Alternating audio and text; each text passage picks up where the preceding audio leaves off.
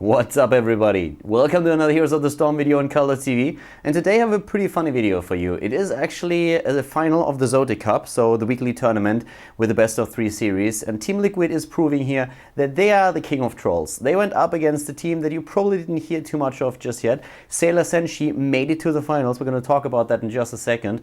But yeah, TeamLiquid with a bit of a special build, a special team composition that they are executing in our first match today on Cursed Hollow.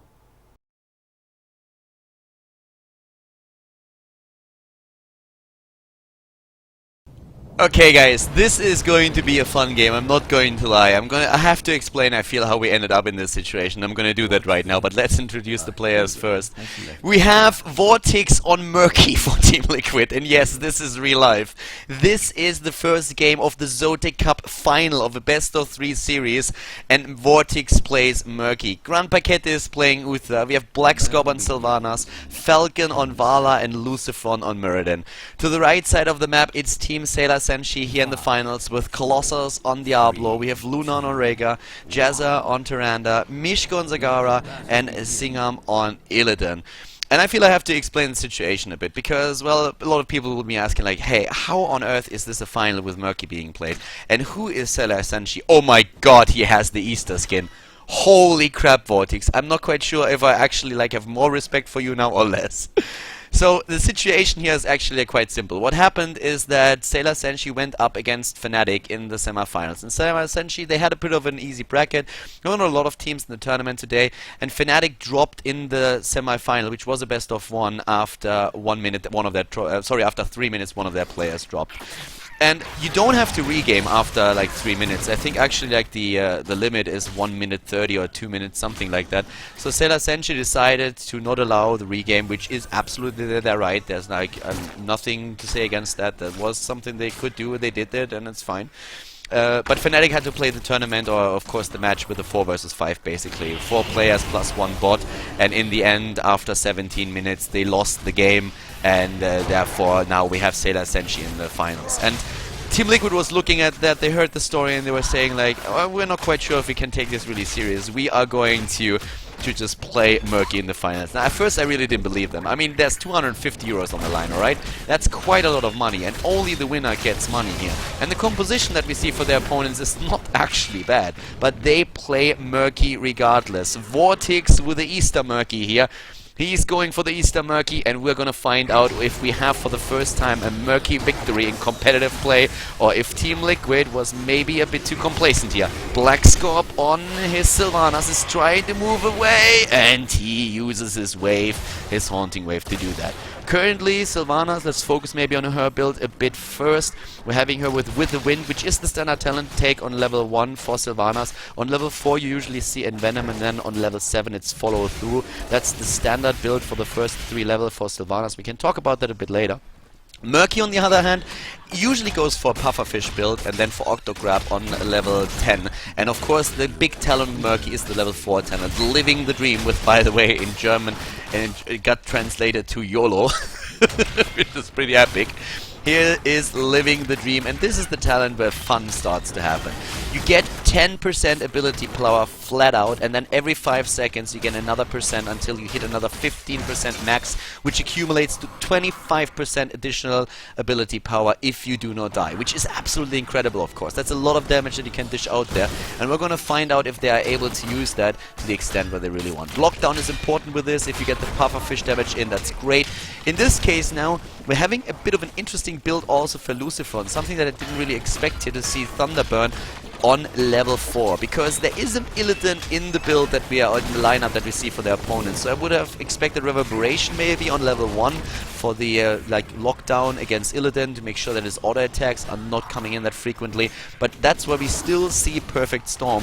The 7 talent is usually the same on Muradin. You will always go for the Piercing Bolt here just because it's such a damn good talent, and comboing that with a Perfect Storm makes of course a lot of sense. Reverberation, I really don't see it like all that often, because usually when you go for the Stormbolt build, you will go full Stormbolt. Singham here on his Illidan is actually doing a pretty good job keeping track of Sylvanas. Not able to kill him though.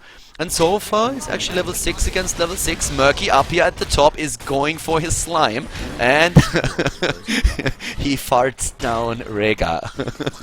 The slime is coming in and, well, to just like convey that with a sound effect. Slime comes in with a and then down goes Rega. But yeah, so in this case, the Muradin build is a little bit odd. Maybe I would have expected them to go... Oh, nice cleanse here by Grand Paquette. Keeping Black Scorp alive, skilling this just in the last second. And you can see that the build on Sylvanas is exactly what we talked about earlier. And Venom into follow through. The cleanse really helping out here. And so far it's tribute for tribute, with now also the level 7 talent soon coming in for Team SailorSenshi.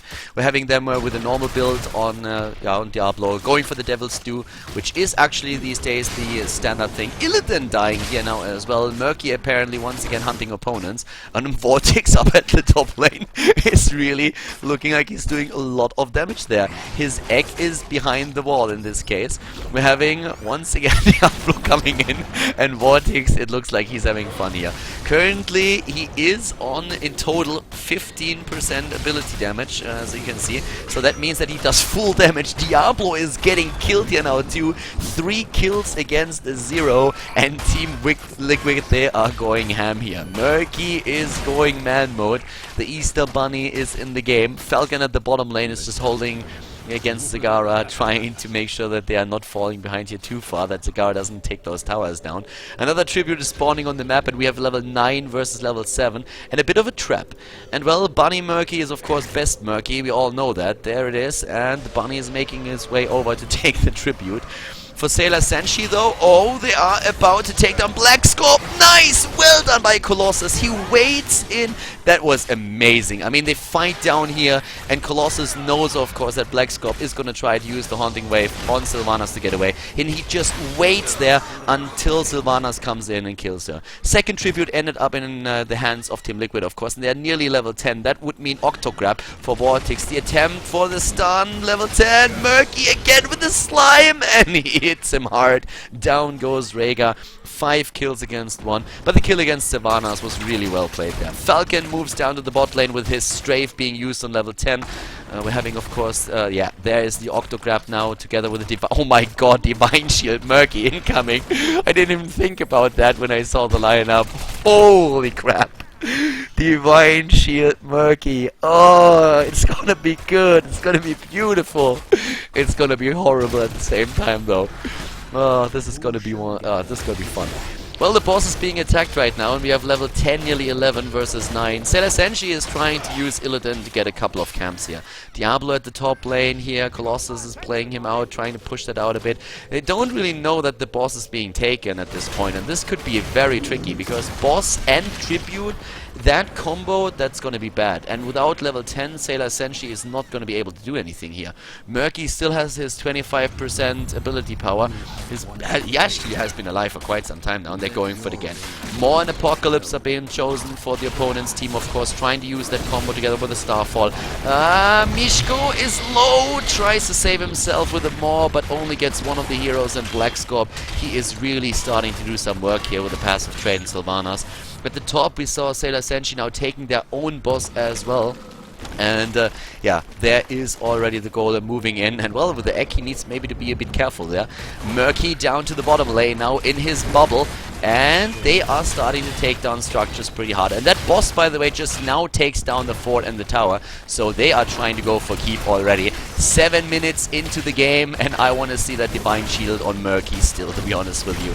Murky with 25% additional ability damage, and there we go, moves in. Has, by the way, compressed air taker with the area effect on the pufferfish, as you would expect. Zagara is down. Murky nearly dying. Murky is dead. Oh, and Lunar just saves himself in the last second. Illidan is trying to take Sylvanas out. The egg is there, right there. Sylvanas gets away for a second, but dies in the end. And Murky is now going full ham on Rega. Takes him down. Colossus charges the egg. Oh, I'm not quite sure if that is going to work out for him. I guess like if he takes it out real fast, but the problem is he ran straight into 4 heroes. I think he probably didn't see that. But yeah, he charges the egg and that brings him into a really bad spot there. Vortex with the egg right in the base of their opponent now. He takes on level 13 the Wrath of God, which is, by the way, an amazing name for a talent. So the Wrath of God, it's the pufferfish build, basically. It's what you probably see every time that Murky is being played these days, just because of that additional ability damage. It's really a great build to go for if you want to play Murky. Regarding the other talents on level 13, we're having a Shrink Ray for Uther. We're seeing Evasive Fire, standard for Sylvanas. Usually on 16 you have a couple of choices, like you can either go for the 25% against single target, which is pretty cool, or you sometimes see blood for blood taken. Vala with the multi-shot build and Searing Attacks on level 7 goes for Frost Shot on 13. I think did they kill the Murky egg or didn't they even accomplish that? Murky so far, does he have an egg on the map? Let me double check. I don't think he does. I mean, he had the egg right in his opponent's main base. Yeah, he actually replaced it over here. So we have the egg right here in position. They didn't get the kill on the egg just yet. Ah, there comes... Oh, Octo Grab! And down goes Rhaegar. Good Apocalypse, but that didn't kill anybody.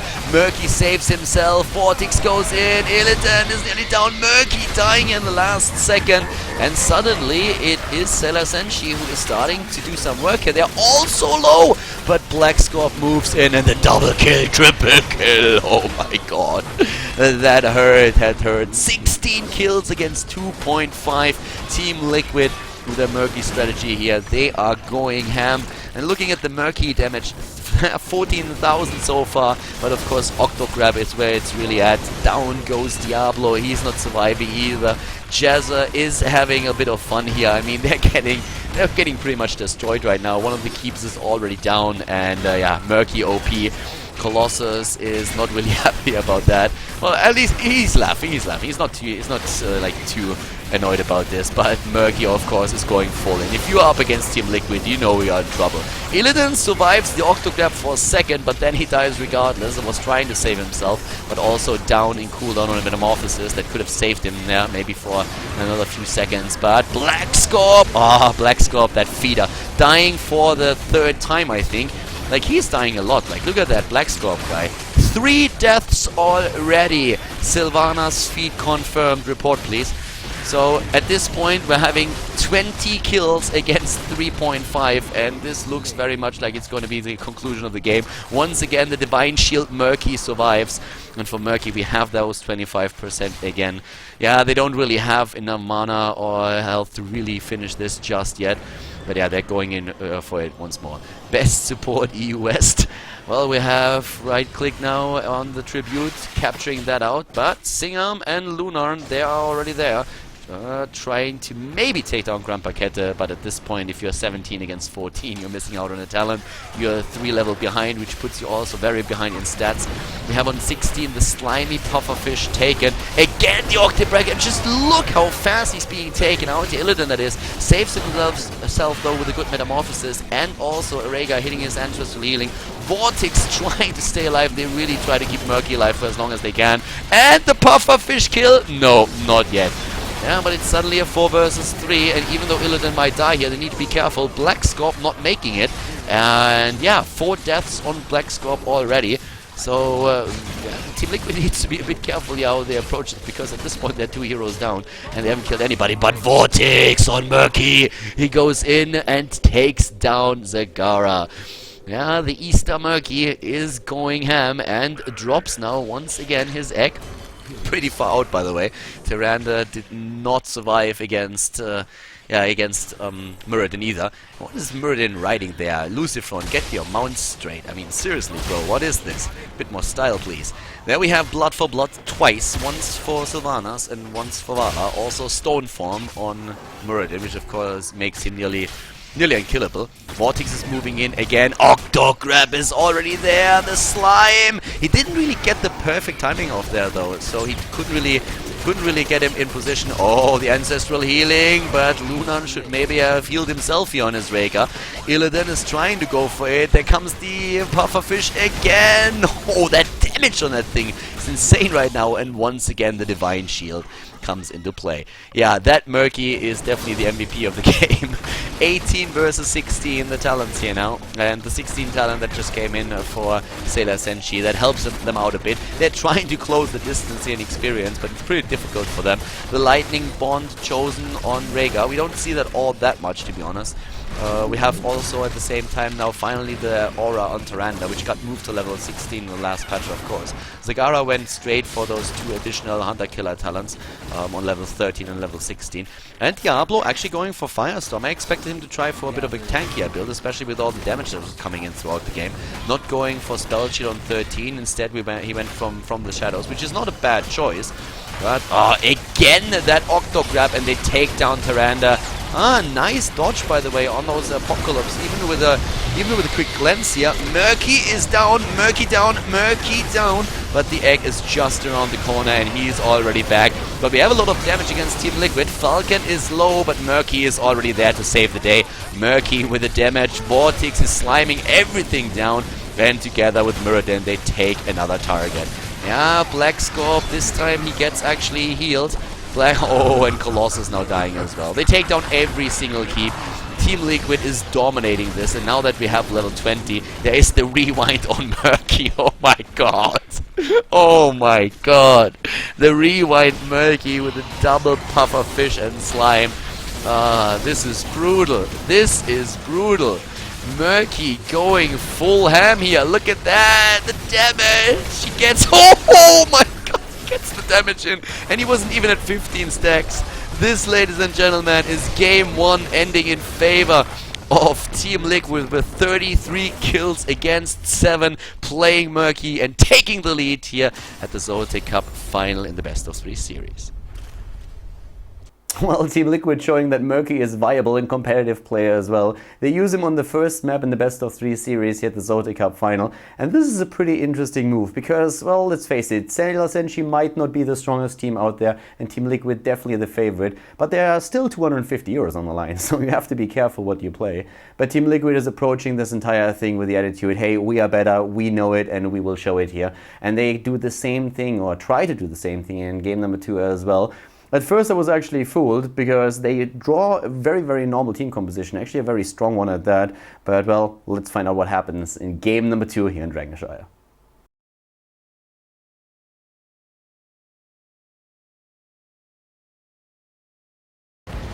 Alright boys, game number 2 in the series. We have TeamLiquid going up against SailorSenshi again. This time it's no Murky. This time TeamLiquid is basically saying, alright boys, playtime's over, time to face the music. Vortex on Tyrande, Grand Paquette on Illidan. What? What is Grand Paquette doing on Illidan? The healer on Illidan, Black Scorp on Abathar, Falcon on ETC, and Lucifer on Rhaegar. Alright, so apparently we have a bit of a swapperino here. They switched roles. We have to the right side of the map SailorSenshi with Colossus and Zeratul. Jazza is playing Jaina, Mishko Sylvanas, Luna on Brightwing, and Singer on Diablo. So apparently they decided to play it with a real comp, but instead of their normal lineup, they just switched roles around. And suddenly they have Black Scorp on Illidan, which is funny. We have Lucifer not on the tank, but on the healer. Vortex is playing Tyrande. This is probably the most normal thing of the entire setup here. And at the same time, we are having Grand Paquette, a guy who played just like support for as long as I can remember. Plays, by the way, an absolutely mean support hero.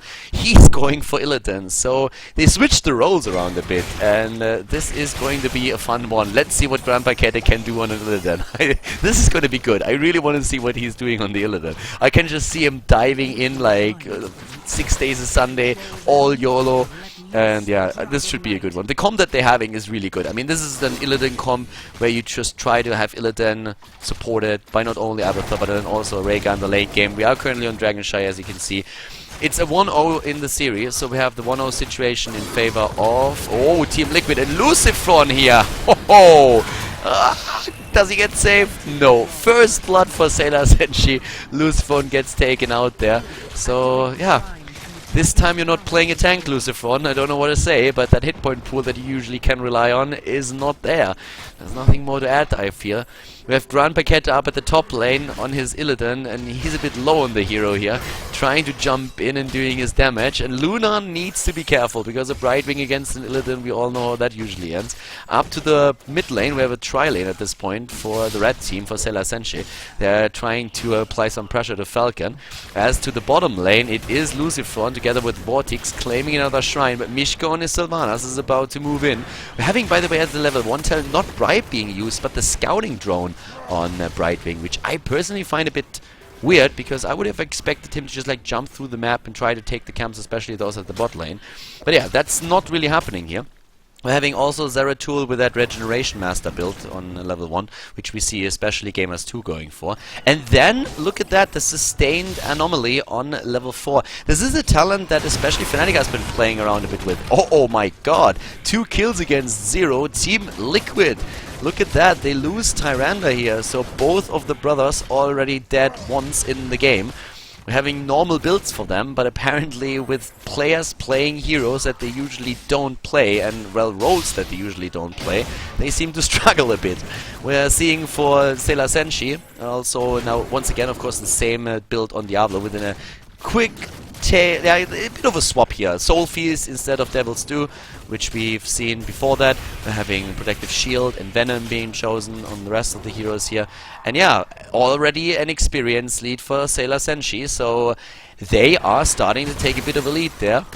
Keep in mind that this is the final of the ZOTAC Cup, so we saw that a bit of a troll move here by TeamLiquid in the first map, and they're trying to go for something very similar in this one. They already said that they don't really know if they should take this game too serious, because SailorSenshi ended up in this game by playing a 4 versus 5 against TeamLiquid, who unfortunately had a player drop after 3 minutes in the game, and therefore was a bit of an easy pass here for SailorSenshi. Tyrande dying again. Oh my god, that Vortex guy is just feeding, isn't he? Apparently in a battle with Tyrande down here at the bot lane. We have Rhaegar trying to move in together with Abathur. Level 7 is going to hit a lot faster for SailorSenshi than it will for them. Oh, Lucifron! And yes, Abathur jumps in. Black Scorp is doing his thing on the hero. Grand Paquette up at the top lane with Illidan, so far without first aid that he could use to heal himself up. Level 7 is needed for that, of course.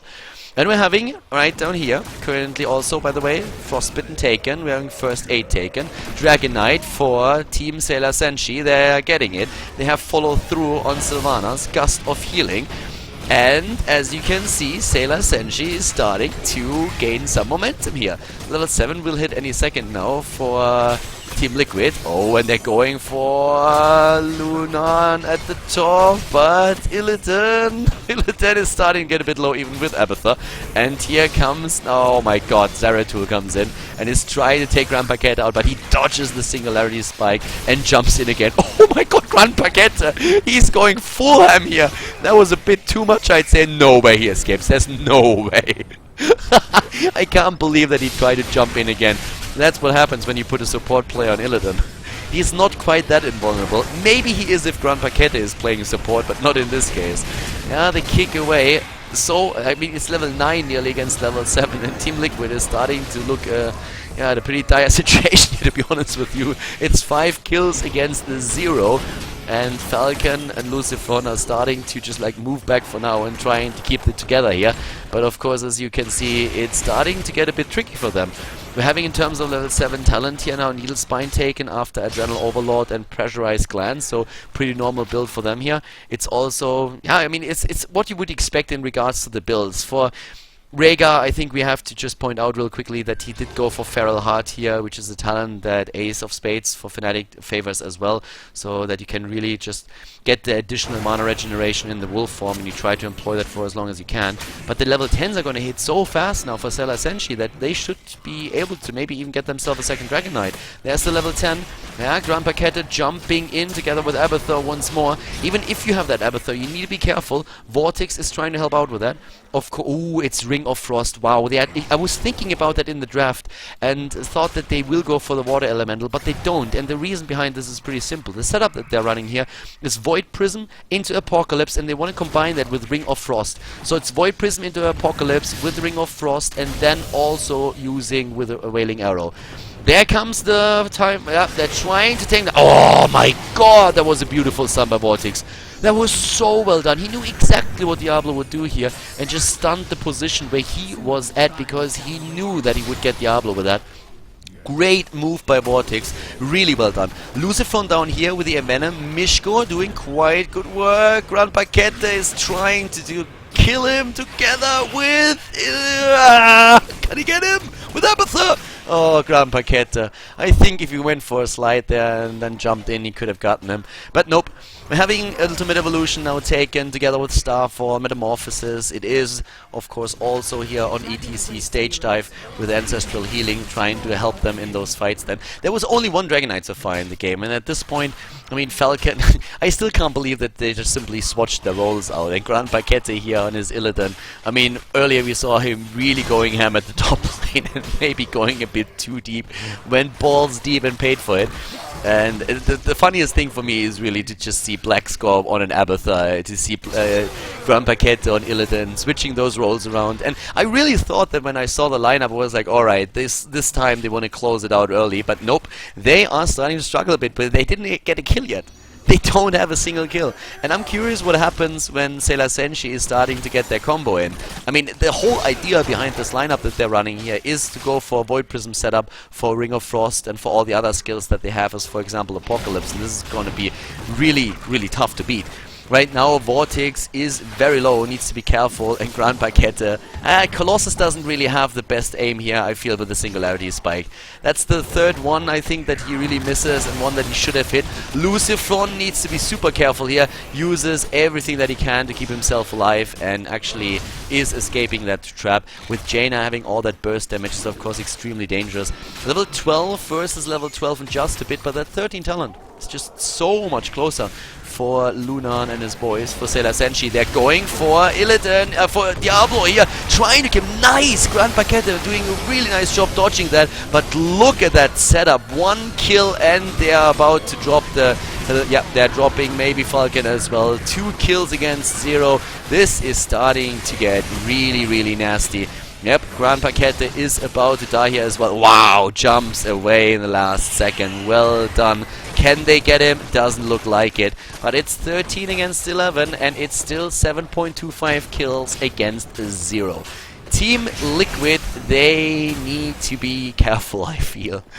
I mean, right now we are looking at... yeah, there's still not a single killer. This is going to be a Dragon Knight for SailorSenshi.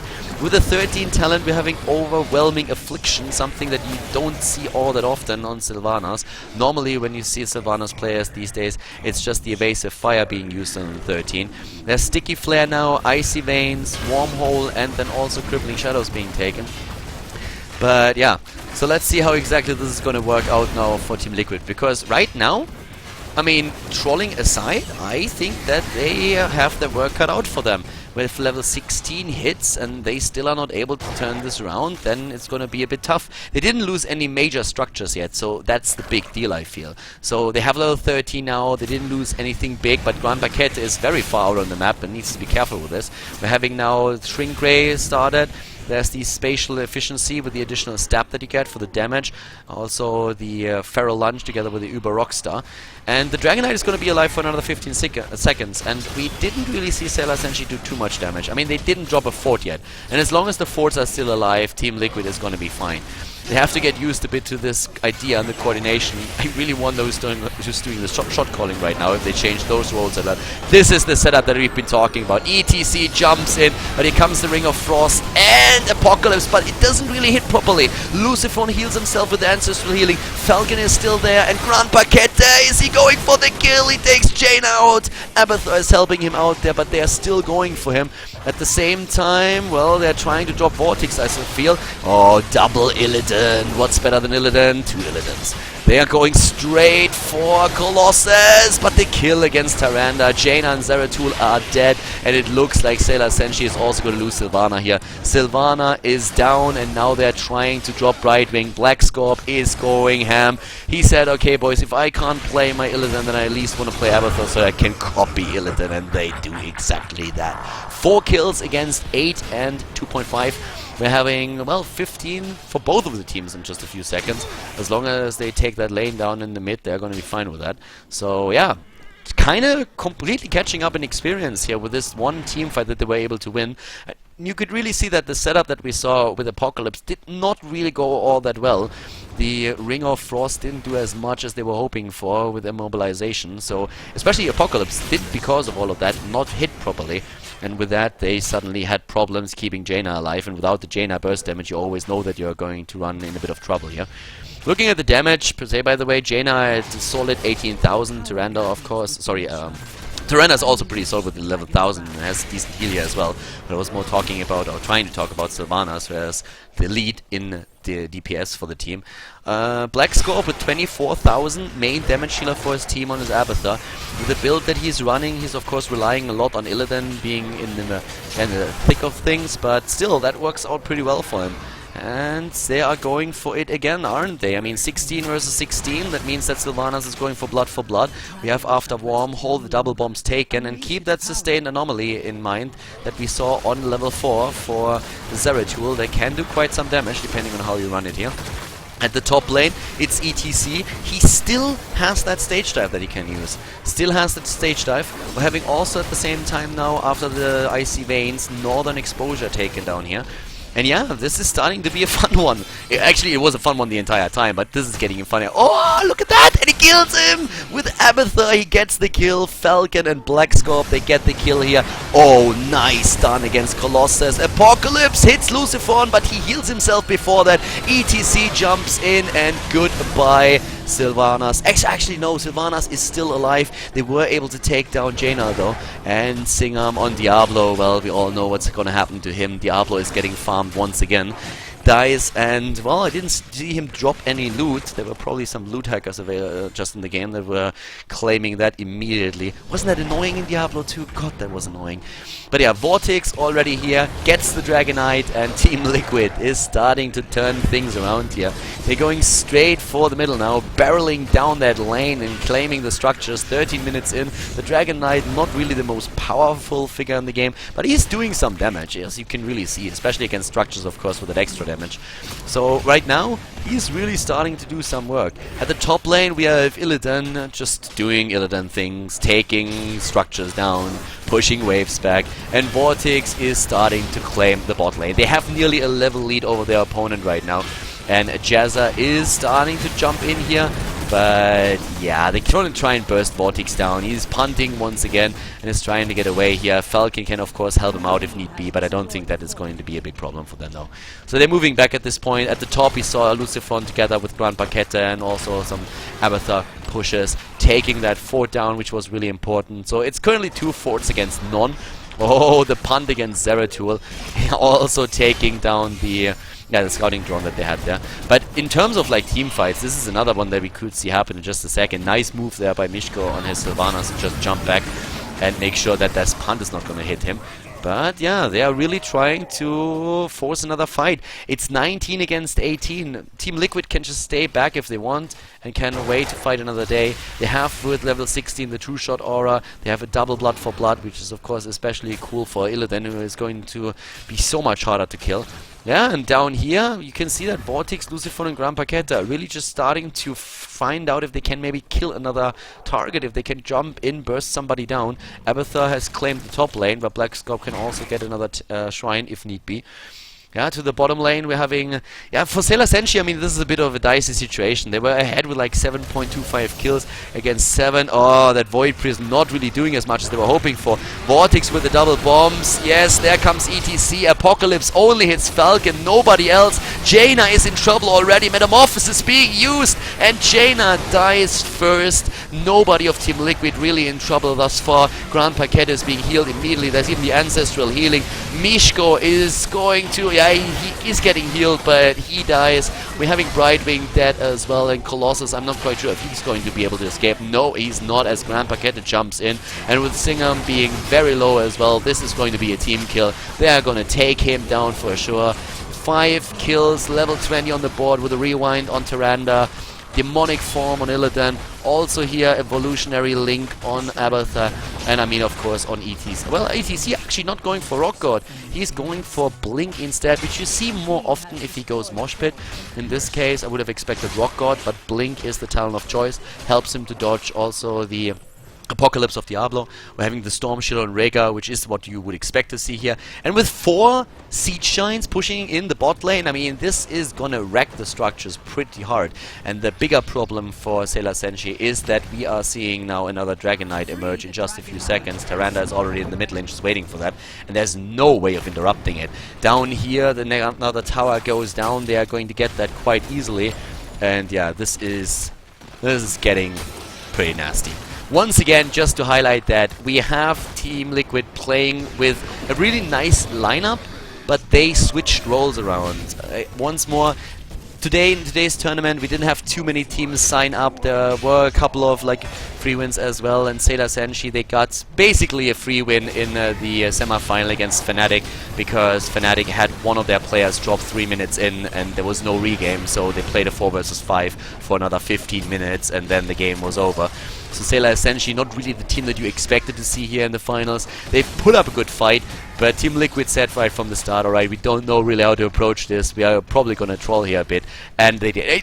It made up for a very, very entertaining game. I mean, having Murky in the first match was crazy, and you need to think about it like this. This is still like a final. There's 250 euros on the line. If TeamLiquid screws that up, then they are, oh, nice move there.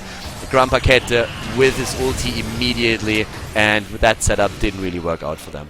So yeah, if TeamLiquid screws that up, for example, then they have achieved nothing. It's winner takes all, so yeah, that could have backfired, but as you can see, they are just so damn good. They make it work, and at the beginning of the game, maybe struggling a bit, but now they're level 22 against 19. 20 is going to hit any second for SailorSenshi. They're going to get those talents, but they are about to lose their first keeps pretty soon. I mean, up here, there's a pretty big push moving in against the top keep.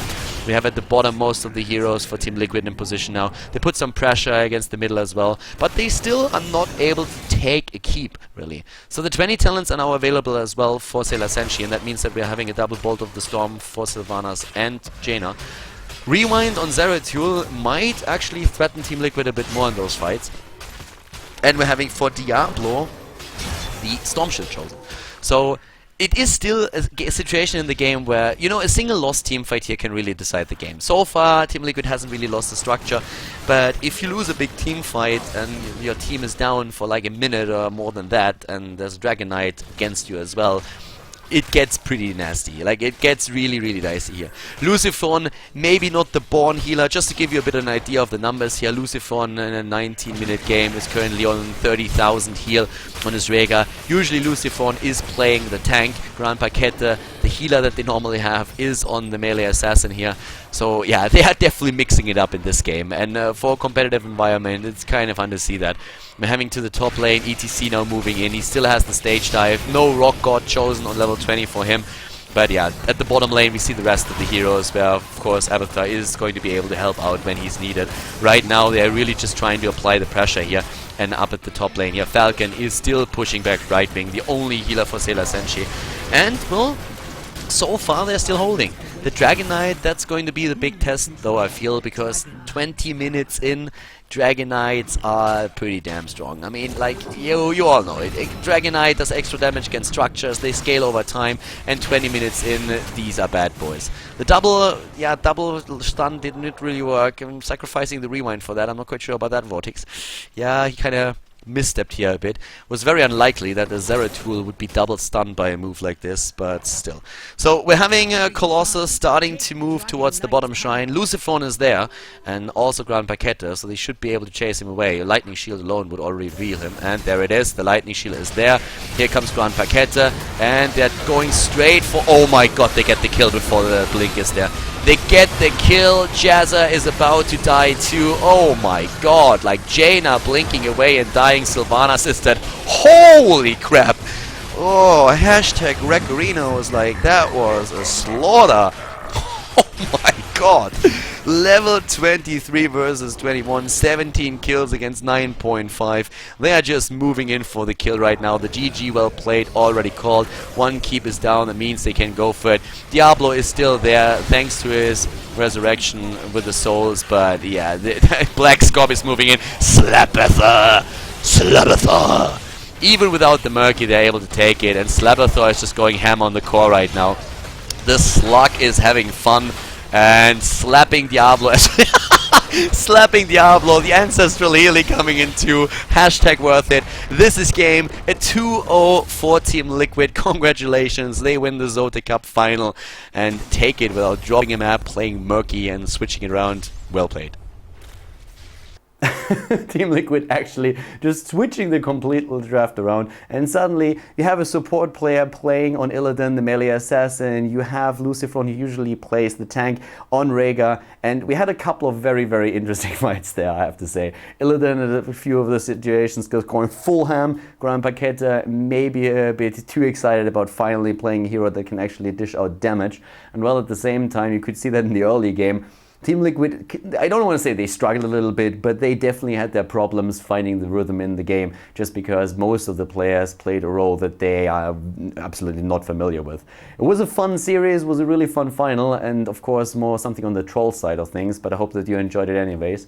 If you did, give the video a thumbs up. I think we had a lot of fun here today, and guys, make sure that you subscribe to the YouTube channel as well. Hope that you have a great day. See you soon on Khaldor TV with more Heroes of the Storm. Bye bye.